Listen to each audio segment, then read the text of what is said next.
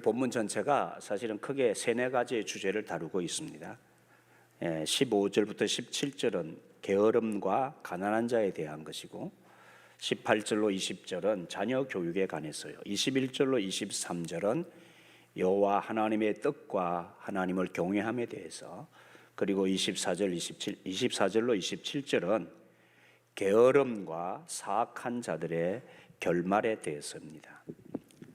이 큐티집의 특징상 일정한 범위, 성경의 범위를 일정하게 분량을 나누어 다루다 보니까 이렇게 한 날에 말씀 묵상하는 부분에 여러 가지 주제가 이렇게 중복이 되는 것이 어쩔 수 없는 그런 현상인 거예요.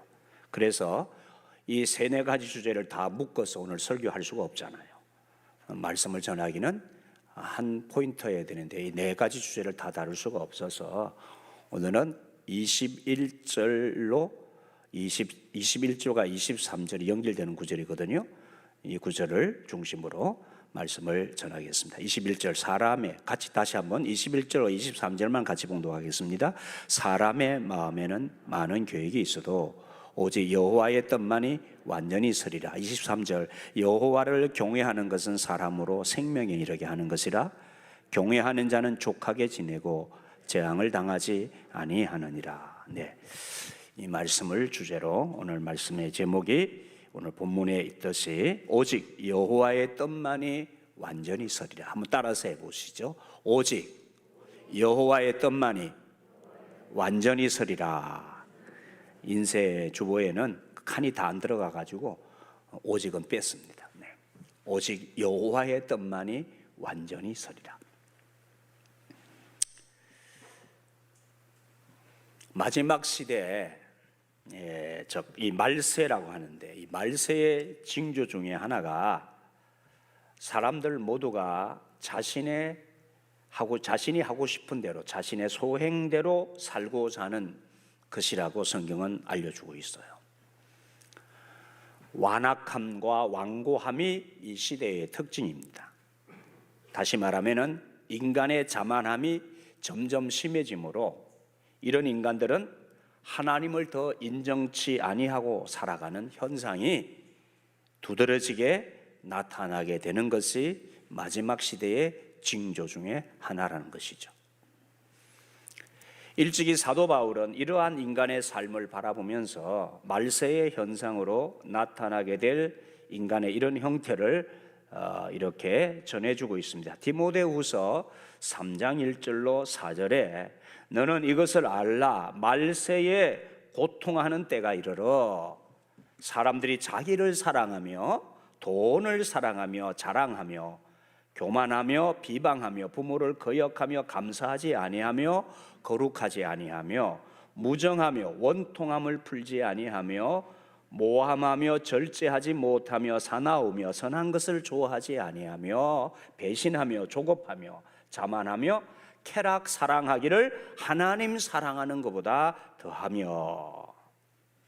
말세, 바로 그때는 고통을 당하는 때인데, 즉 주님께서 다시 오실 날이 가까울수록 사람은 자만하게 되어지므로 그 결과 사람들이 자기를 사랑한다. 자기애죠. 타락한 인간의 본성 가운데 이 자기애에 빠지고 돈을 사랑하고 자랑하고 교만하고 비방하고 부모 거역하고 감사치 아니한다. 거룩을 내팽개치고 쾌락 사랑하기를 하나님 사랑하는 것보다 더한 모습이 그렇게 마지막 시대에 보여주는 인간의 모습이다, 그 말입니다. 그래서 이런 인간의 삶은 그 자체가 고통을 당하는 것이고 지옥이다. 곧 다시 주님이 오셔서 이런 세상을 영원히 심판하시는 그 날이 가까이 오고 있음을 바울은 전하고 있는 것입니다. 여러분 아시듯이 그 이스라엘 역사, 유대 역사에서 그들이 왕을 간절히 원했던 때가 있어요. 왕이 없었던 때가 있는데, 왕이 없었던 출애굽에서 이스라엘 백성이 가나안에 들어가서 새 이스라엘이라는 나라를 세우고 역사를 진행할 때에 그들에게 왕이 없었던 시대가 있었는데 그 시대를 사사시대라고 합니다. 사사시대. 그 사사시대에 이스라엘 백성들의 삶의 특징이 뭐였냐면은 사사기 21장 25절에 이렇게 전해주고 있어요. 그때에 이스라엘에 왕이 없으므로 사람이 각기 자기 소견에 옳은 대로 행하였더라. 네, 오합지졸이라고 말이죠. 왕이 없으니까, 지도자가 없으니까 사람들이 다 자기가 다 똑똑해, 다 자기가 왕이야, 다 자기가 원하는 대로 살다 보니까 나라가 엉망진창이 되었다, 그렇게 전해주고 있습니다. 왕이 없었다면은 하나님의 길로 인도해 주시는 영적인 지도자가 있어야 했지만 그 시대에 영적인 지도자도 없었고 영적인 지도를 받으려고도 하지 않았습니다. 그들 가운데 등장한 사무엘 같은 하나님의 사람의 지도를 거부한 역사가 오래도록 지속되죠. 그때는 또 왕을 세워달라고 해서 왕을 세웠는데 왕의 지도를 제대로 받고자 함이었느냐? 그거 아니었죠. 그들이 왕을 원했던 것은 또 뭐였을까요? 왕을 통해 자신들의 유익을 얻고자 했던 것이죠. 곧 그들도 하나님의 인도하심을 거절하는 모습이 도처에서 나타나게 됩니다. 세워진 왕은 왕대로, 백성들은 그들 각자가 원하는 것을 자기 소견대로 추구하고자 했던 것입니다. 여러분, 성령 강림 절기를 우리가 보내고 있습니다. 성령님이 우리 가운데 오신, 성령님을 보내주신 주님의 목적이 있죠. 그 성령님이 오셔서 하시는 역할과 사역 중에 핵심적인 것이 주님의 뜻을 우리에게 알리시는 거예요.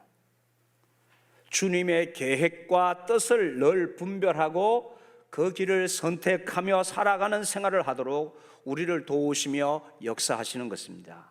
그래서 성령의 충만함은 곧 나와 우리 공동체, 이 가정, 이 사회와 나라를 향하신 하나님의 뜻을 바로 알고 그 길을 따라 살아가도록 하는 것이에요.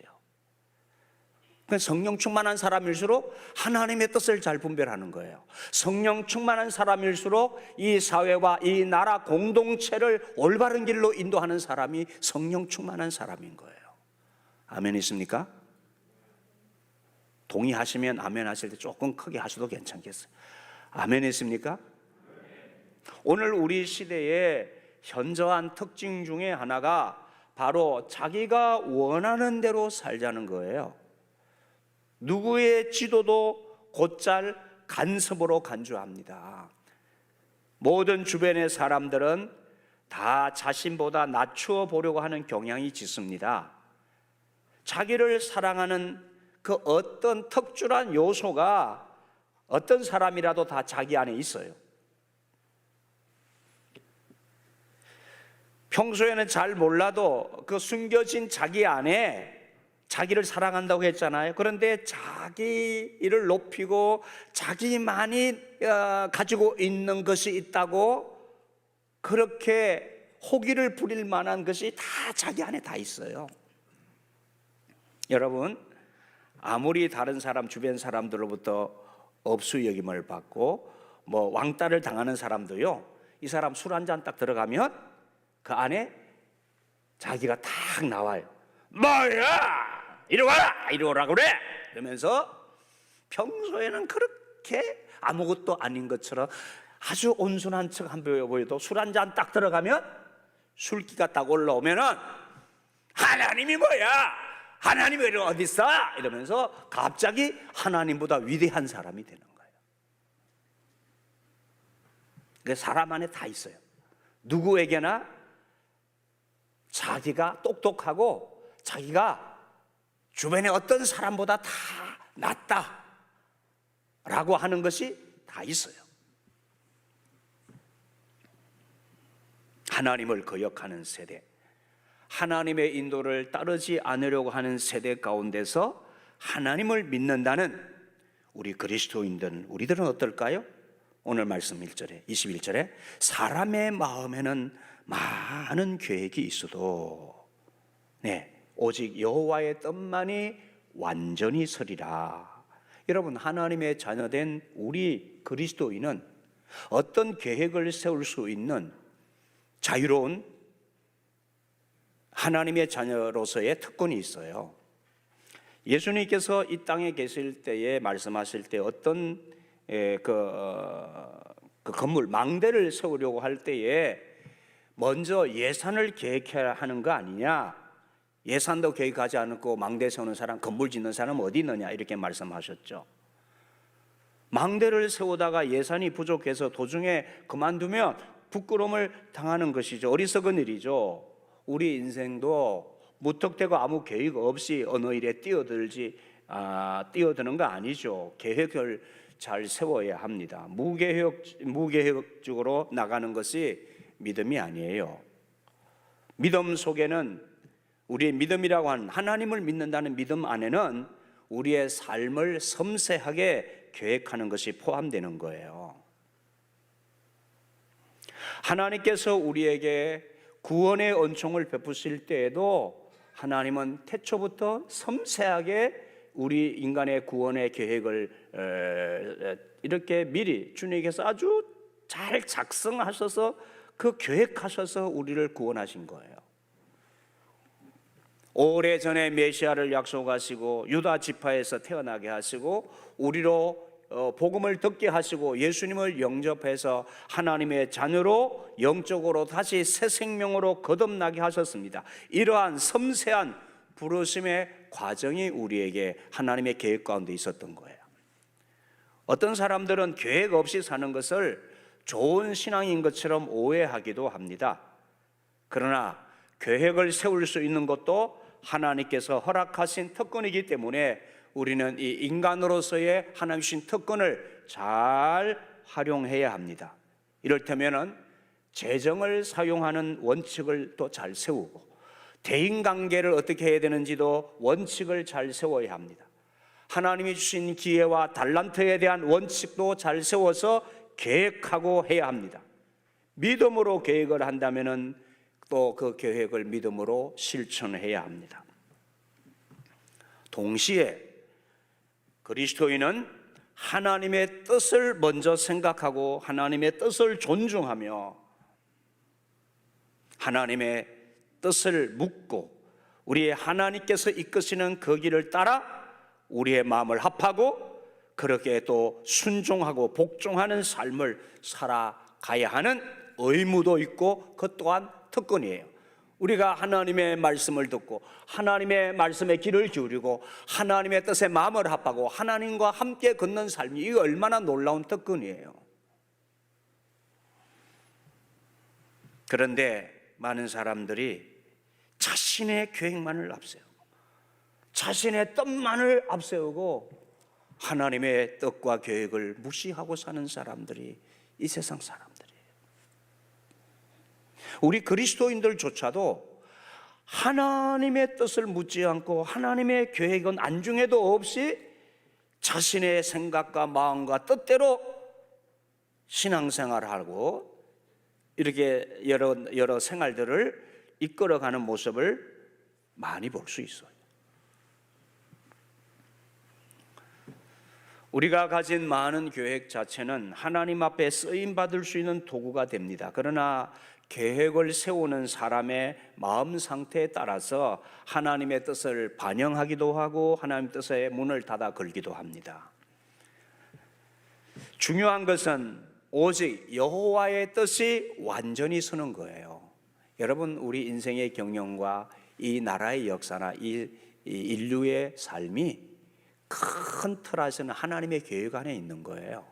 하나님의 뜻 안에 있는 거예요. 그 하나님의 큰 틀의 뜻 안에 계획 안에 우리가 있는 것이고 우리가 하나님의 그 큰 뜻 안에 그 틀 안에 나의 계획과 나의 생각이 있는 거예요. 이거 아셔야 합니다. 아시죠? 아는데 하나님의 뜻에 잘 맞추지 못하는 것이 또한 우리의 모습이기도 하죠. 내가 계획을 세우지만 궁극적으로 하나님께서 나의 계획에 동의해 주시고 주님께서 인정해 주시는 하나님이 도장 찍어 주실 때에 우리의 일이 더 아름답게 진행된다는 사실을 알아야 합니다. 하나님께 순종하고 또 순종을 넘어 복종하고자 하는 성도는 우리의 가정과 교회에 또 이 사회에 주님의 뜻이 온전히 이루어지기를 원해야 하는 것이죠. 그래서 주기도문에서 주님께서 우리에게 기도를 가르치실 때에 하나님의 뜻이 너희 가운데 이루어지기를 먼저 기도하라고 하셨잖아요. 내 나라와 내 의를 위해서, 하나님의 뜻이죠. 내 나라와 내 의가 하나님의 뜻이야. 내 나라와 내 의를 위해서 먼저 기도하라. 먼저 하나님의 뜻이에요. 먼저 하나님의 계획인 거예요. 그런데 우리는 이것을 순서를 바꾸치기 하거나 아예 이 하나님의 뜻을 무시하는 경향이 너무 많아요. 그런데 하나님의 뜻을 언제 많이 무시하는 줄 아세요? 내 계획을 앞세우고 내가 하고 싶은 대로 하는 일이 어느 때 많은지 한번 잘 생각해 보세요. 여러분이 하고 싶은 대로, 여러분이 소견에 오른 대로 하는 경향이 어느 때에 많이 나타나는지.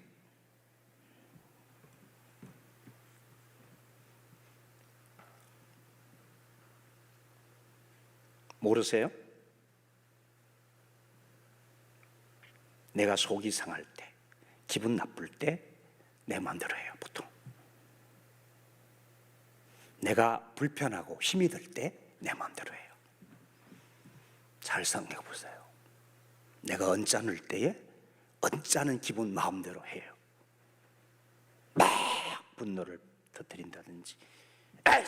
하고 자기 감정대로 생각대로 옮기는 거죠. 그리고 힘들 때 혹은 내가 보기에 뭔가 육체적 유익이 있다고 생각될 때에 우리는 하나님의 뜻을 아예 묻어버려요. 이게 고질병입니다. 그래서 우리의 삶이 하나님의 뜻을 못 이루어요. 헝클어지는 거예요. 문제가 생기는 거예요. 어리석음입니다. 많은 부분에서 나타나는 우리 그리스도인의 삶의 모습들을 볼 것 같으면 하나님께 뜻을 묻지 않고 본인이 계획을 세운 후 그 계획에 도장을 찍어달라고 막 그렇게 때를 쓰는 어리석음도 많죠. 이를테면 또 우리가 교회의 어떤 직분을 감당할 때라든지 새로운 사업을 시작할 때라든지 혹은 이사를 갈 때라든지 교회를 옮기거나 선택을 할 때라든지 자녀들이 지나갈 때라든지 연애를 하고 결혼을 할 때와 같은 인생의 중대한 변화를 줄 수 있는 그 상황 가운데서 하나님의 뜻이 이루어지기를 원해야 되죠. 그런데 많은 경우 그런 중요한 상황에서도 우리가 자칫하면 자기의 좋은 대로 자기가 생각한 대로 일을 결정하기가 쉽다는 것입니다. 하나님의 뜻이 명확해질 때는 언제이든가요? 우리는 그때 이 하나님의 뜻을 위해서 어떤 것을 포기하고 변경을 했습니까? 여러분 예수 믿고 하나님 믿고 살면서 하나님의 뜻을 위해서 그 하나님의 큰 뜻을 위해서 여러분의 계획과 결정사항을 포기한 적이 어떤 것입니까? 한번 생각해 보시죠.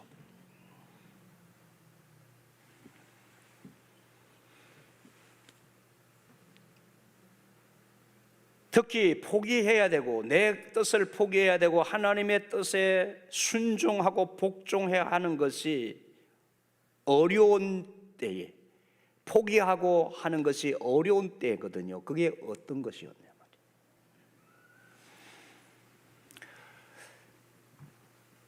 여러분 내 뜻대로 사는 것이 아름다운 삶, 행복의 지름길이 아닙니다. 하나님의 뜻을 행할 때에 참된 삶의 의미와 기쁨을 누리고 나와 우리 사회를, 우리 공동체를 아름답게 할 수 있습니다.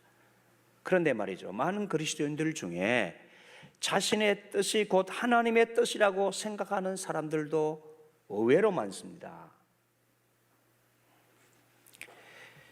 기독교 역사를 새롭게 하고 교회의 건강을 도모한 그리스도인들은 오직 하나님의 뜻이 완전히 서기를 원했습니다. 사람이 계획을 세우지만 그 계획을 이루시는 주권은 주님의 손에 있음을 알기 때문입니다. 하나님께서 역사의 수레바퀴를 붙잡고 있습니다.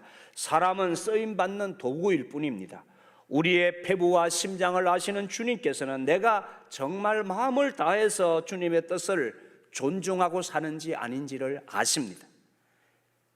주님을 진정으로 존중하는 마음이 우리의 마음 중심에 있습니까?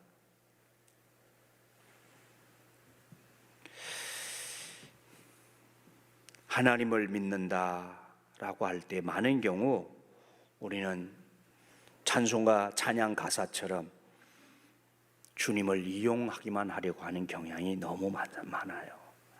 언제까지 우리가 주님을 이용하는 것을 믿음이라고 말하겠습니까?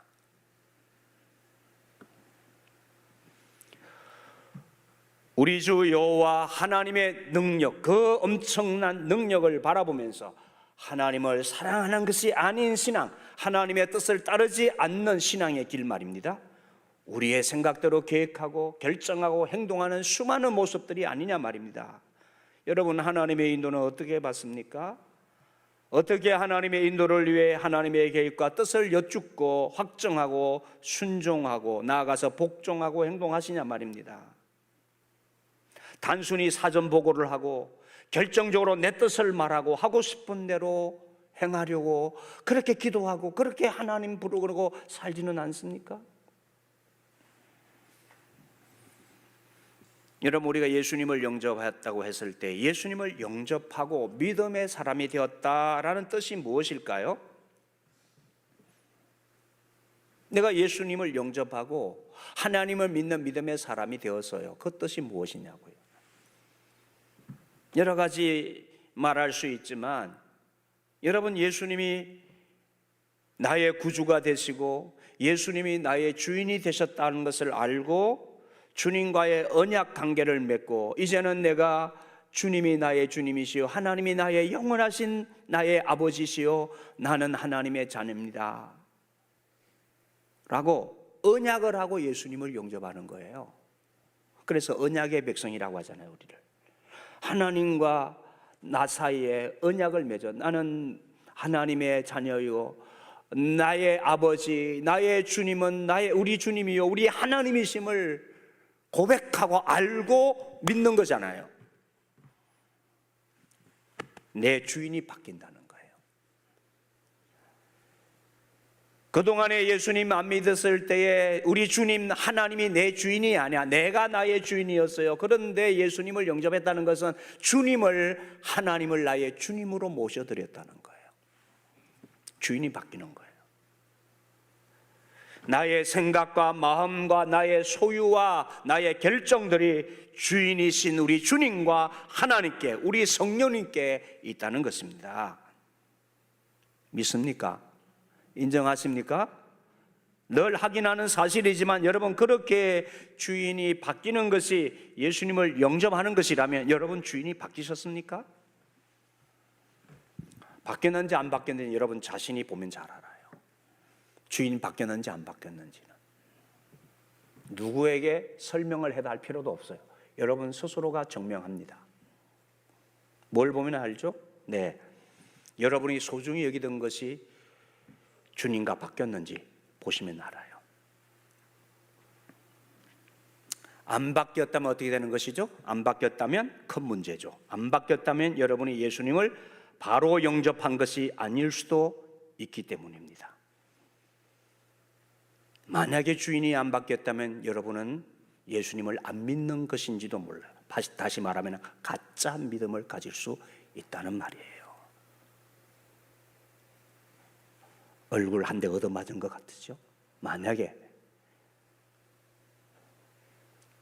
얼굴 한 대 얻어맞은 것 같은 그런 마음도 안 드신다면 두 가지 중에 하나일 거예요. 올바로 주인이 바뀌었든지 아예 예수님이 나의 주인이 전혀 아니시든지 별로 충격이 안 올 수도 있죠.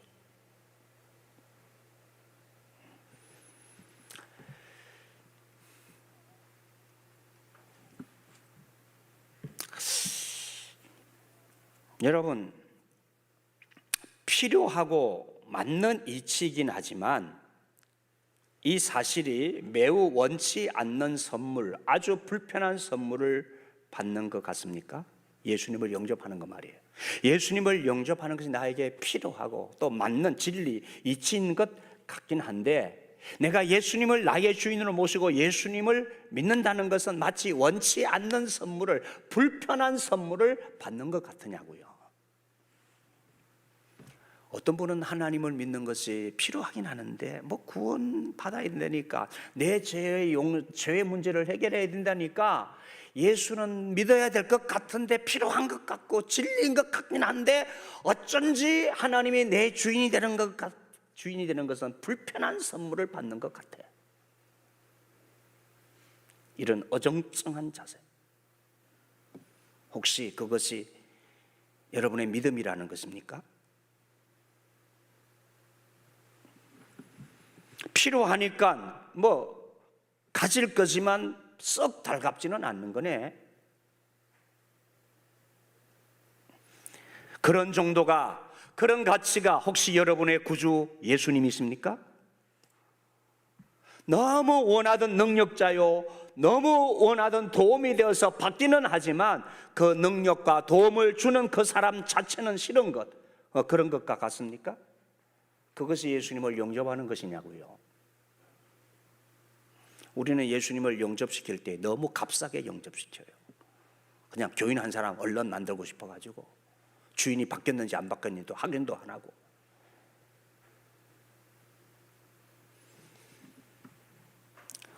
저는 당신의 구원을 원합니다. 저는 당신의 용서가 필요합니다. 저는 당신의 천국을 원합니다. 저는 당신이 주는 평안과 안위를 원합니다. 저는 지옥에서 벗어나기를 원합니다. 건강과 부와 성공을 원합니다. 그러나 하나님, 예수님, 성령님, 당신은 없어도 됩니다. 이게 가능한 신앙입니까? 이것이 예수님을 영접하는 것이냐 말입니다. 이 복음이, 이 예수가 무작위로 추첨해서 당첨이 되어 어느 회사에서 택배로 배달되어 온 제법 괜찮고 값 나가는 패키지 선물을 받는 것 같으냐고요. 우리는 그 물건을 보내준 그 사람을 알지도 못합니다. 그를 그렇게 잘 알기를 원하지도 않습니다. 그런데 그 패키지 선물이 꽤 괜찮아요. 그래서 그것을 원합니다. 나는 이 쿠팡이라는 회사나 네이버 쇼핑몰에서 보내준 이 택배 패키지를 원해. 하지만 누가 그것을 보내주었고 가져왔는지 나는 관심이 없어. 이런 것이 여러분이 받은 복음입니까? 이것이 예수님이십니까? 그런데 많은 경우 주님과의 관계를 그렇게 맺고 사는 것 같은 이상한 믿음을 가진 그리스도인들이 의외로 많다는 거예요. 여러분, 기독교 희락주의라는 말이 있습니다. 희락주의. 막 복음을 받아 너무 기쁘다는 거예요. 날마다 그 기쁨을 막 감정적으로 체험하고 싶어. 희락주의 내지는 감정주의와 신비주의와 직통계시주의, 하나님으로부터 한 개인에게 어떤 말이나 환상이나 꿈을 통해서 실제적 상황 속에 하나님이 이렇게 가라, 이 길을 가라, 이게 내 뜻이다, 이렇게 막 명확하게 그때마다 막 확증시켜주는, 그것을 믿고 바라고 생활하는 사람들이 있어요. 직통계시주의자들.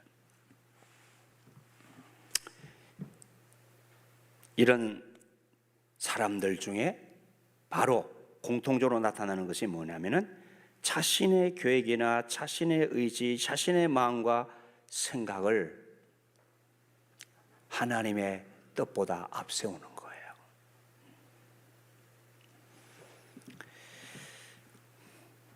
예수님을 영접한다는 것이 무슨 뜻인지, 주님의 계획을 알고 행동하는 것이 무엇인지를 우리가 늘 깊이 생각해야 됩니다. 기독교 희락주의, 감정주의, 오순절 은사주의자를 비롯한 직통계시주의, 구원파 계통들, 이런 이단에서 나타나는 특징들, 여러분, 이런 사람들 하나님의 뜻보다 자신이 믿고 싶은 것을 더 선호해요. 자신이 믿고 싶은 것, 자신이 체험하고 싶은 것, 자신이 감정적으로 뭔가 느끼고 보고 싶어 하는 것을 더 앞세우는 거예요. 여러분, 성경에서는 말합니다. 많은 믿음과 영접이 있지만 그것들이 구원하지 못한다고 말합니다. 우리는 그 차이를 알아야만 합니다. 구원하는 믿음과 구원하지 못하는 믿음의 차이 말이에요. 구원하는 믿음이 있어요. 구원하지 못하는 믿음이 있어요. 예를 들어서 요한복음 6장에서 많은 사람들이 매우 열정적으로 겉모습을 보면 예수님 너무 사랑하는 것 같아. 그 예수님을 열정적으로 영접한 것 같아. 그 예수님을 왕으로 삼으려고 했지만 주님은 그 사람들, 많은 사람들을 피해서 자리를 떠나셨어요. 왜? 그들이 따르는 믿음은 구원받는 믿음이 아니에요. 예수님을 바로 아는 믿음이 아니기 때문에 그래요.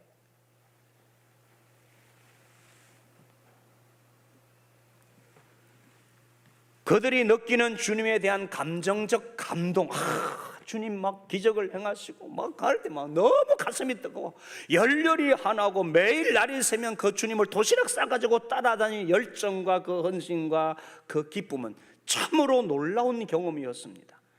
예수님이 보여주시는 그 신비로운 체험, 그 놀라운 기적, 하늘과 땅을 이어주는 환상적인 경험이었습니다. 너무도 가슴이 벅찬, 그들이 직접 눈으로 본 분명한 예수 체험이었어요. 그래서 예수님 따라요. 예수님 영접한 것 같아.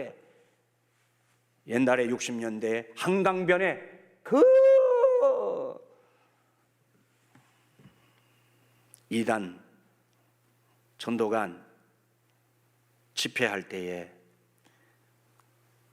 그 한강변에 그 이단을 따라서 수많은 사람들이 그 열정을 가지고 모여들면서 얄리 법석을 친 것처럼 말이죠. 그 구원받는 믿음 아니에요. 구원하는 믿음에 믿음 같은데, 예수 따르는 믿음 같은데 헛된 믿음이었던 거예요. 박태선 따라다니던 사람.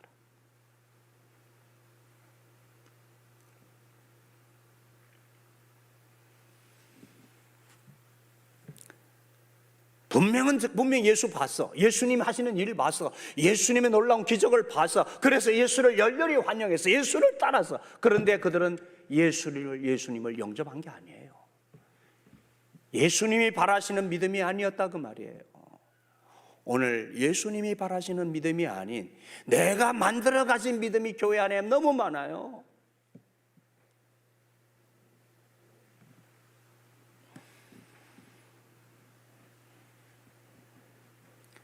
그들의 마음과 생각과 뜻은 주님, 하나님의 계획과 뜻과 목적이 달랐어요. 왜요? 그들이 영접하여 왕으로 삼으려고 하는 그 열망에 대해서 요한복음 7장에서는 예수님의 형제들이 그분을 기적을 행하시는 분으로 믿고 말했는데, 어서 예루살렘으로 올라가서 당신의 일, 천하를 그 권세로 휘어잡고 다스리시는 그 구원자 그리스도로서의 그 일을 하소서 하면서 예수님의 형제들이 와서 예수님의 그 행하시는 일을 보고 감동이 돼가지고 예수님 빨리 예루살렘에 가셔서 당신의 일을 하시라고 그렇게 요청을 해요.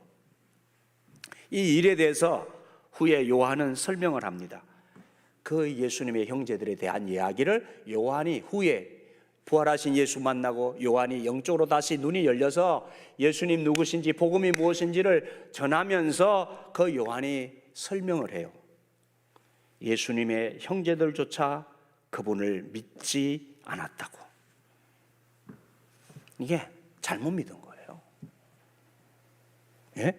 우리 신앙생활 정신 똑바로 차리고 바로 믿어야 합니다.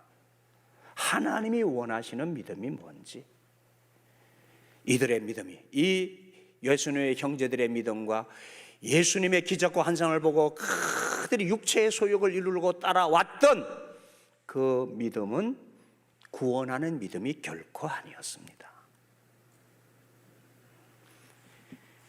여러분의 믿음이 구원하는 믿음인가요? 하나님이 계획하시고 하나님의 뜻이 이루어지는 그 하나님께서 디자인하신 그 계획 안에 여러분이 예수님을 믿는 믿음인가요? 예수님을 나의 주 나의 하나님으로 주인이 바뀐 영접입니까? 예수 그리스도 우리 주 하나님이 나의 가장 귀한 보물, 나에게 모든 만족을 주시는 분, 나의 가장 큰 기쁨, 나의 전부, 나의 가장 존귀한 분으로 영접한 것입니까?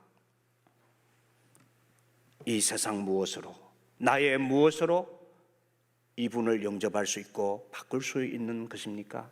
아니에요. 나의 어떤 것으로도 이분과 바꿀 수가 없어. 그래서 우리는 고백하고 찬송하지 않습니까? 주 예수보다 더 귀한 것은 없네. 이 세상 부귀와 바꿀 수 없네. 노래는 잘하는데 실제는 안 돼. 실제로 안 되면 안 된 거예요.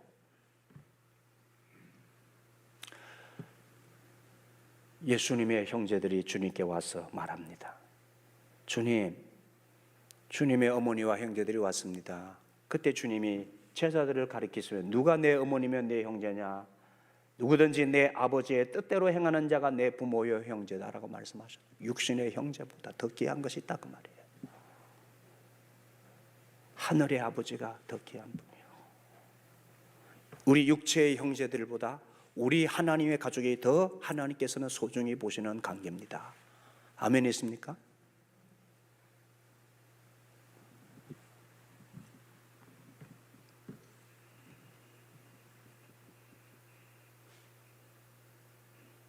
이 세상 무엇으로, 나의 무엇으로 이분을 영접할 수 있는 게 아니에요. 이 하나님의 은혜의 선물을 최고의 선물로 받아들이는 인격적 언약적 영접입니다.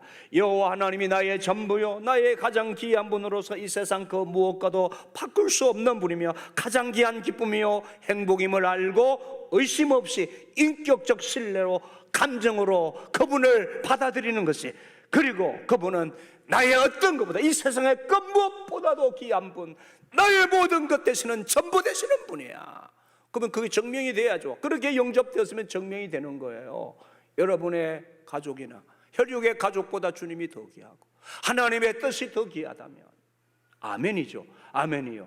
여러분의 통장도, 여러분의 물질도, 재산도 하나님과 바꿀 수 없는 거죠. 하나님이 원하시면 하나님의 뜻대로 쓰고 사는 것이죠.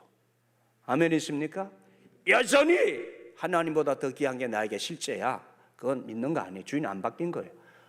구원받는 믿음이 아닐 수도 있어요. 충격받으셔야 돼요. 네.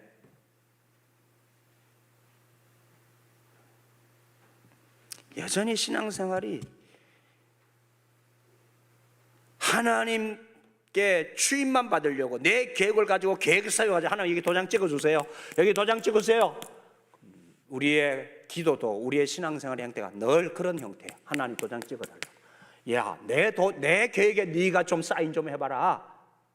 내 뜻에 너희들이 좀 사인 좀 해. 아멘 있습니까?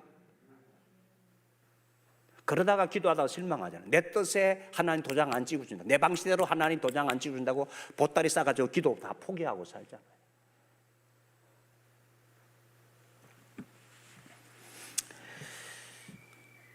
여러분, 다시 한번 점검하십시오.